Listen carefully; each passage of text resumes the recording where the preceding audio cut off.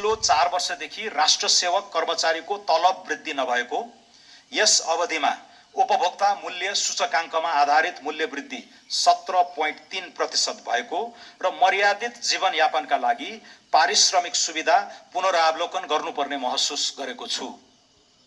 कर्मचारीले हाल प्राप्त गरिरहेको महँगी भत्तालाई निरन्तरता दिँदै सुरु स्केलमा 10% तलब वृद्धि गरेको छु।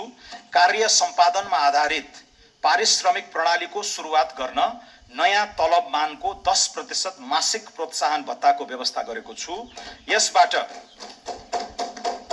यसबाट हाल खाइपाई आएको पारिश्रमिकमा करिब 21% खुद वृद्धि भई ग्रेड सहित न्यूनतम पारिश्रमिक करिब रु 40,000 देखि रु 1 लाख माथि कायम हुनेछ।